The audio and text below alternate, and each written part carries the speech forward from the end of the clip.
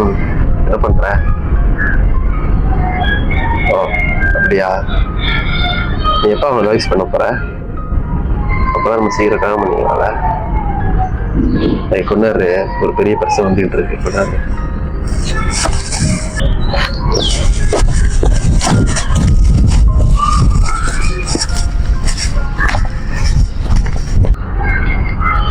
டேய், என்னடா டிவோர்ஸ் பேப்பர்லாம் அனுப்பியிருக்க? ஆமா, அதுக்கு என்ன? இதெல்லாம் நீ யோசிச்சுதான் சரியா? ஆமா, என்ன ஆமா?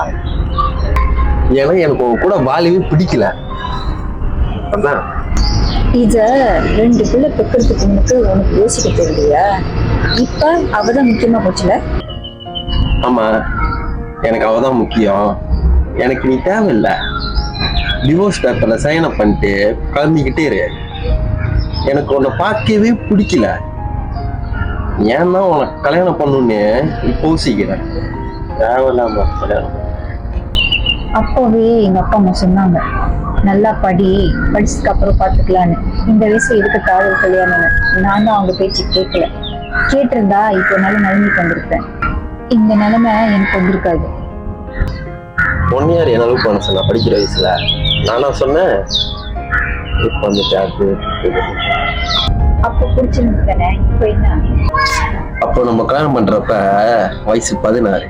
ஆனா இப்போ 26 வயசு. எல்லாம் மாறி போச்சு.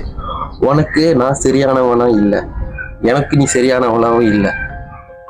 அது உனக்கு இப்ப சொன்னா புரியாது. ஏதோ அந்த சின்ன வயசுல தெரியாம லவ் பண்ணியாச்சு, தப்பான முடிவு எடுத்துட்டோம்.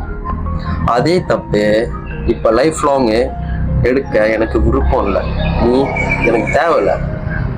சைன் பண்ணிட்டு கிளம்பிட்டேரு. இது யோசிச்சுதான் பேசுறியா? நம்மளோட 2 பேரும் இந்த பிள்ளைங்களோட லைஃப், அவங்களோட ஃபியூச்சர் பத்தி யோசிச்சியா நீ? அதை பத்தில நீ கவலைப்பட வேணாம். பிள்ளைங்களுக்கு மாசம் மாசம் நான் என்ன செய்யணுமோ அதை நான் செஞ்சுக்குவேன். எனக்கு பெரிய உதவி என்ன தெரியுமா? அந்த டிவோர்ஸ் பேப்பர்ல சைன் பண்ணிட்டு என்னை விட்டு வாழ்க்கை விட்டு போயிட்டே இரு. ஓகேவா? அது மட்டும் போதும். ரொம்ப பேசாத.